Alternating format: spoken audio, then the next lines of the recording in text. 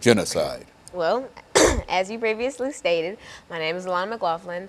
I am 13 years old and I just finished middle school, so I will be attending the National School of the Arts in the fall semester. I am heavily involved in plenty of organizations and summer camps, even though I'm just staying in town this summer, and many organizations. So I stay out the house a lot, ranging from church to neighborhood activities to marching band and etc. And so I stay a pretty busy person.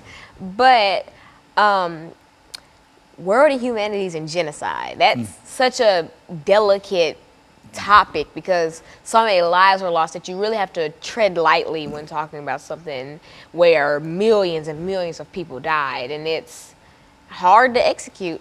And so I'm wanting to execute it, but I believe that I can. I believe that I can. I won't be able to say I understand why that happened because none of us truly understand, but I can tell you what happened and I can give you timelines and etc. And so I want to get a bit into a word inhumanities and the difference between word inhumanities and genocide. Word inhumanities are just those cruel acts made by civilians that isn't genocide. Like genocide is a mass killing of a race and the purpose is to get rid of that race. Eliminate that race. For example, the Holocaust. Hitler wanted to get rid of Jewish people.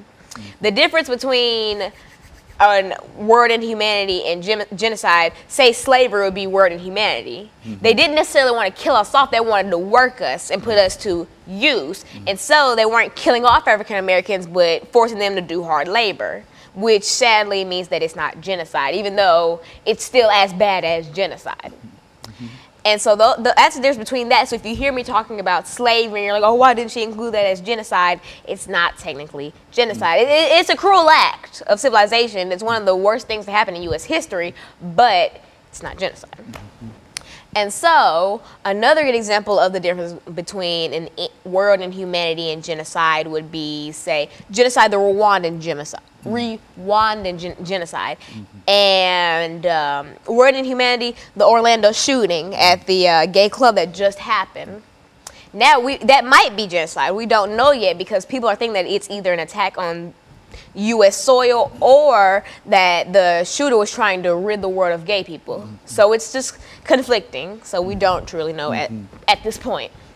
And so in a real sense, Alana, as we make preparations for our first commercial break here this morning, that this whole idea of world inhumanities, that is man inhumanity to man or woman's inhumanity to woman, that's not only important in terms of dealing with this whole issue of genocide, but I think we recognize that when we talk about genocide, we're talking about an attempt to bring a conclusion to something, and it's very rarely that we can assign the name genocide to many events, but I think that what you've done this morning is to come up with a number that you'd like to deal with in reference to it. And what we're going to do, we're going to take our first commercial break, and I think that basically that's what you want to do this morning. Is that the that's what area I plan on that doing. You want to do? That's what and so what we'll do is we'll take our first commercial break, and then we'll come back and we'll deal with world inhumanities and genocide. And I want you to know that I've seen you in terms of pulling all of this information together, and I'm encouraged by knowing that you've got that information available to us.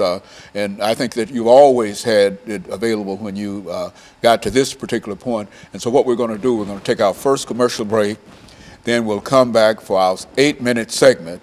And that 8-minute segment will give you an opportunity to elaborate further up on world inhumanities and deal with the issue of genocide.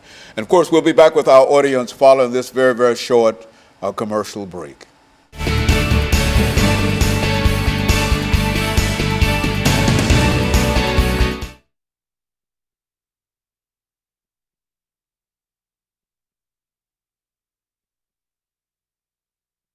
Man's inhumanity to man. Bullying or whatever and etc. You know, I'm thinking more wide. Okay. About her phone, wide scale crap like Trail of Tears, stuff like that. Okay, yeah. Well, that's well, you go for it. Anything that you've got to deal with, and keep your legs still, and don't rock chair. Okay. And then we'll come back and I'll introduce it. We got 7 minutes and 55 seconds. You see that clock there? 7 minutes. No, I don't see the clock. I mean, you see it. I mean, I see it now, but that's why I like have really bad time perception. Like either I'll talk over or I'll stop. Well, that's the clock there. You see too. You right. Oftentimes it's down in 7 minutes and 55 seconds in this segment, and so when we come back, we're gonna have that time. And so you try to divide your time and articulate it, and don't shake the camera, chair, twist your legs or anything. Just keep still. I know. You know how to do it. You've done it enough. You know. But as soon as he gives me the signal, we're going to start back, and I'll welcome them back. And you ready?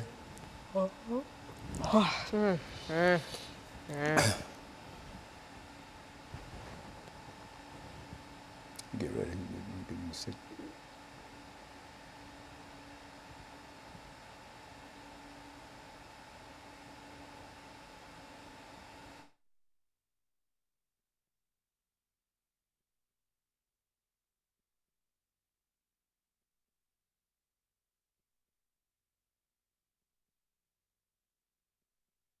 Thank you and welcome back to the second segment of the show for today.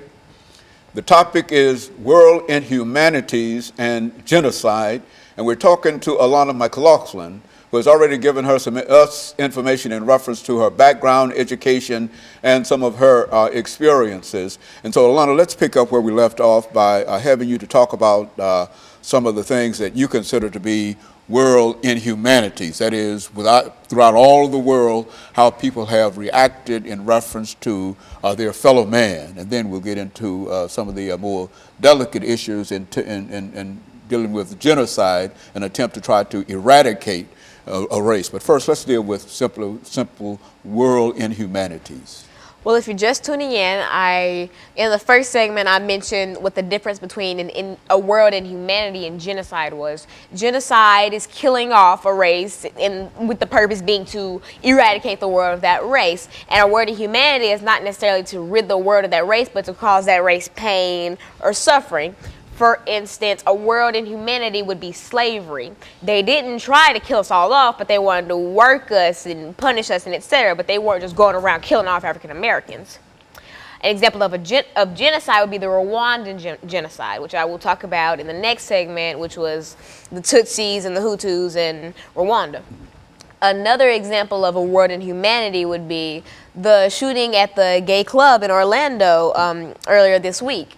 Now, this might end up being genocide, though, because we don't know necessarily what the shooter's motive was. Like his father was saying that he was trying to get rid of gay people, while U.S. government is saying that it was an attack on the U.S. So no stories are very solid, but I guess since it's a new story and it's still developing, in the coming days we'll probably have an answer as to whether it was world inhumanity or genocide. But for right now, I'm going to count that as world inhumanity. Like a man just wanted to go and kill people and make people suffer. A big world inhumanity that a lot of people in the U.S. are familiar with, and especially Tennesseans, is the Trail of Tears. If you're unfamiliar with the Trail of Tears, it is when Andrew Jackson sent Native Americans west of the Mississippi River to be able to take their land. And he did this during the winter where conditions were harsh and they were on foot. They were not sent off with food and drink and clothing at that. They were just one with nature, and that's not good in the winter, and especially if you're walking. And so they had to walk miles and miles and miles, and this was labeled the Trail of Tears. And I don't think I have to go into explaining why it was called the Trail of Tears, because I think there would be plenty of tears if you had to walk and walk and walk miles with barely anything, no food, watching people all around you die, your family die, if you don't die first, and things like that. So that's a big example of world inhumanity. Now, Andrew Jackson wasn't necessarily trying to kill off the Native Americans. Like I said, he was trying to get their land, but he knew that it would cause them great suffering, but he wasn't just sitting there ordering people to just take out every Native American they saw. That would make this be genocide. But since he did not do that, this is just world inhumanity. Another big example, Columbine, was world inhumanity. Say that the two shooters at the school weren't trying to rid the world of their students, of their classmates. They were trying to simply hurt them or kill them. And so that makes that a word in humanity, and it's a word in humanity because it was so widespread and it got so much media coverage. Another one, 9/11. Terrorists weren't trying to rid the world of white people. They were trying to wreak havoc in the U.S., and they unfortunately did. This is another thing that I wish could be counted as genocide, but we never know, because the bombers or whatever, we don't know if they were, what their motives really were. We know that it was an attack on U.S. soil. And so those are examples of world inhumanities, and it's as bad as genocide. It's just that there's a thin line between I want to cause you suffering and I want to get rid of you. Like, I can argue and bicker with you, but I don't want you to leave. Like, you know, Lana, I take in dealing with world inhumanities, I think one of the most important areas here that you mentioned to me earlier has to deal with war. Now, when you consider war in reality is man's inhumanity to man. Would you concede that? And by conceding that, then you can simply look at the various kinds of wars that we've become involved in. And even on a more personal level, I think that when you talk about inhumanity toward man, you can look at some of the things that happen in your everyday life, dealing with children, bullying, and all of those things. All of those things, while certainly they're not as significant in terms of their outcomes, they are important in terms of individuals who've been talked about, who've been bullied, who've been pushed around, and et cetera. And so I would imagine that you would include such activities as man's inhumanity to man, or people's unloving attitude toward people. Would that make sense in terms of what you're trying to deal with here? I think that's the most bullying, childhood bullying, if that is one of the most common forms of inhumanities. You may not think it because it's not very harsh. I mean, a kid pushes you around, calls you names, like, what's that gonna do? That has long-term effects. Like, that kid that you pushed off of a slide could grow up to want to be a mass murderer. Why? Because he has so much hatred in his heart, etc. Things that just build up over time from people like you who picked at him. And so that's another big word in humanity. And I feel like if parents taught their children not to mess with other people's kids and not to mess with other people, just be about your business. Just stay in your little circle of life and let other people be in their little bubble, and we all can just live happily in this nice little earth. But people don't want to do that, especially children. And I know it's a part of being a child. No, being a terrible person is not a part of being a child. Why? Because that's not, well, it wasn't a part of my childhood, at least. I grew up with parents who were like, leave other people alone. Do your work and let other people, if they want to have purple hair and red eyes, let them do that. That doesn't affect you. That doesn't hurt you. So leave other people alone. And I grew up leaving other people alone.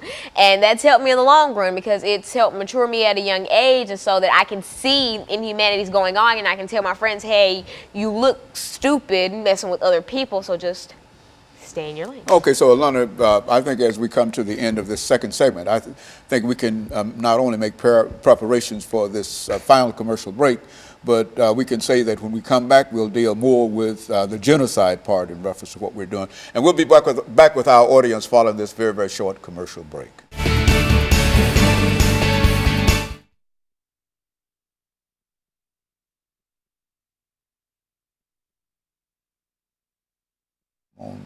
You got to speak on up. I mean, I can't keep... All the little funny little Okay, but I didn't expect you to be talking about children. Huh? I wasn't. Well, I'm trying to get you to talk. Why would I? Well, you ready to talk about genocide? Yes. Okay, listen, you're doing well, but I just want you to be more forceful. You're doing well. This genocide, you ready to deal with genocide? Yes. Okay, here we go. It's 10 minutes. Okay.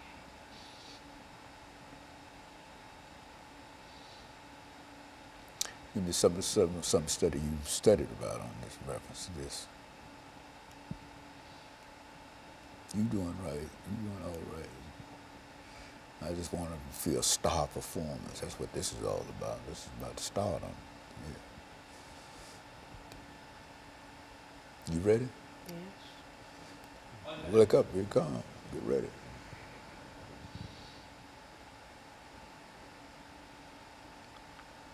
We got 9 minutes and 50 seconds. Now you ready to knock it out here. Knock it out the ballpark. That's what you got to do now. Here we go.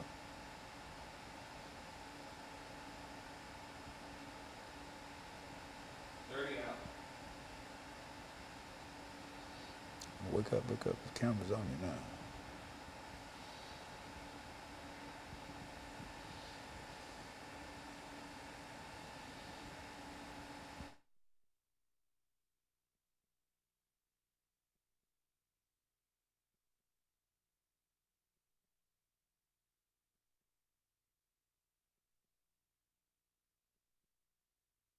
Thank you and welcome back to the final segment of the show for today. We're talking to Alana McLaughlin, and she's giving us some information in reference to world inhumanities and genocide.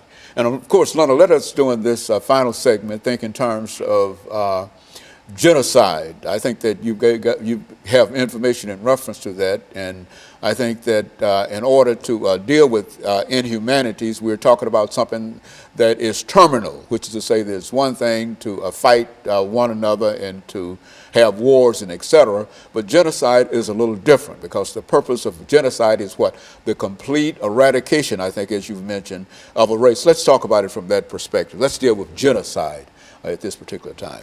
Well, if you're just tuning in previous segments, I talked about what the difference between world inhumanities and genocide was. Genocide, like you said, is the eradication of an entire race by mass killing. For instance, the Rwandan genocide. If you're unfamiliar with the Rwandan genocide genocide was when the Hutu government in Rwanda wanted to kill off the Tutsis and ended up killing from 100,000 to about 1 million Tutsis. And there's a whole movie about it, which is Hotel Rwanda, which was a very popular movie, and that's how I found out about it. The biggest core difference between genocide and world inhumanities is basically perception, because not all the times that bad things happen can you actually ask the perpetrator, hey, why'd you do this? So if it looks like genocide, we're going to classify it as genocide, and if it doesn't, then it's just a world inhumanity. And I don't want to say just to kind of make it seem smaller than it is. It's still a great issue in the United States, and world inhumanities are way more frequent than genocide. Like I mentioned in the last segment, bullying is a world inhumanity, and you may not think it is because it's not great scale or all that, but it still is because it's teasing, taunting one another, hurting each other, and that's a world inhumanity. Another very famous form of genocide was in April 1992 in Bosnia, the Bosniak and Croatian genocide, where the Yugoslav army and Bosnian forces started to kill Bosniaks, which were Bosnian Muslims, and Croatian civilians. They killed about 100,000 of them, making it, and at the time, it was the worst genocide since the Holocaust at the time. And so that's another very popular form of genocide, but I think that the most popular form and one of the worst in the world was the Holocaust. If you're unfamiliar with the Holocaust, this is when Adolf Hitler, Nazi party leader, came to power in Europe and Germany and etc. And he ruled over all these places, and he decided to kill off Jewish people. Now, what a lot of people fail to realize is that he did not only kill Jewish people. Most people just say that he killed off Jewish people because that's who he killed off the most of. That's who that was the main target, you know? Say if you're hunting and you want a deer, but you see rabbits and etc., you're going to kill those as well. But the main target was Jewish people. He also killed gypsies and drifters and African Americans, lots of orphans, gay people. He killed anyone who wasn't his image of a perfect civilian, which was a blonde-haired, blue-eyed person with light skin. And so if you weren't Adolf Hitler's image of beauty, you were sent to concentration camps, you were forced to do hard labor, you possibly could be killed on sight, you could be robbed, and all these horrible, horrible things. And I think the key question that you have to ask when dealing with genocide is why? Why did someone want to kill, why did the Hutu government want to kill all the Tutsis? Why did Adolf Hitler want to kill all the Jewish people? Why did the Yugoslav army and Bosnian forces want to kill off Bosniaks? It's all stemming from one key thing, which is hate. Hate breeds every evil thing in the world. If you talk about any word in humanity or genocide, look at the perpetrator and then think he had to have hated this group of people that he was targeting or whoever to be able to do something like this, like the Trail of Tears. Andrew Jackson must have, I don't know if he hated them, and I can't really ask him now, but he had no sort of sympathetic feelings for the Native Americans, so he made them walk and he made them go out in the winter with no food and no clothing and etc.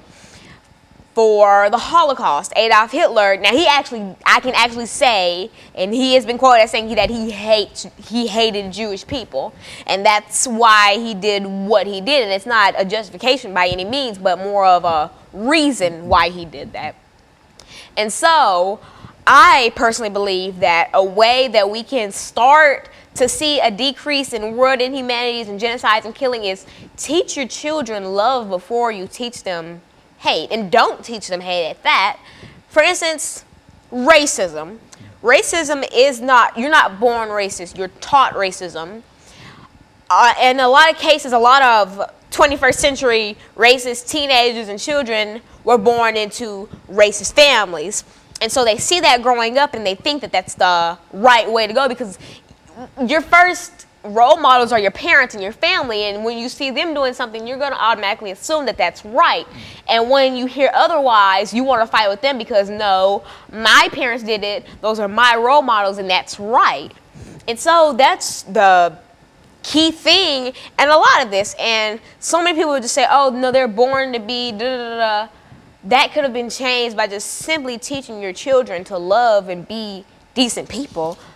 Oh, so, and Lana, so in your age group, do you find that there are many people who reflect upon some of the things that we're talking about now, about how they ought to feel toward one another, to enjoy and obey the golden rules, do unto others as you would have? Do you find much sentiment like that, or is it almost, as you've indicated on so many occasions, some kind of controversy or some kind of bullying or some kind of pushing or whatever? Is there any movement towards sanity in reference to man's relationship to man that you see in your everyday life? And if not, what can you tell your peers as to how they might make things better for everybody? Speaking about my age group, sanity is a taboo. It is common that you see people laughing at other people's failures, at other people's mishaps, and that's what's become of social media. You can get on any teenager's social media page, you'll find some video of like someone falling over or somebody like getting hit with a ball or something, and see a million people laughing about it. Like, people's mishaps are hilarious to people, and I've been falling victim to this sometimes. Like, I saw this video of this kid getting hit with a ball. But anyway, it's just, being nice people is just, it's so rare, and sometimes it even astounds me, because I can laugh at, like, say a kid falling over. Like, if he doesn't get really injured, like, I can laugh at that. I can't laugh at someone getting hit by a car or falling off of bridges and stuff like that. And those are the types of videos that go viral, that people sit and laugh at for days and days and days. And I'm like, wow, when did we... Like, I knew this generation was bad, and I knew that we were very selfish and not selfless, but I didn't know that it was that bad. And so I just, like I said earlier, I'm going to reiterate on that. Teach your children to be nice to one another, because it'll go a long way. And so, Alana, over the last minute that we have here, let me thank you for coming by with that very, very important information, because I think it gave us an opportunity to hear a perspective from a person who has been involved with a number of things and who really know quite a bit about what is going on among your peers. And so I think that that's quite helpful to us, and it's also encouraging when we can find that there are persons who are willing to think in terms of the greater good, and they are willing to go out and preach. And I think that that's one of the things that people can say about you in reference to your appearance on this show, is that you often come as a good role model. And I've heard people say in many instances dealing with you in reference to that. And I want to thank you for that. And let me encourage our audience to tune in again next week for another informative edition of Comments. Thank you and good morning.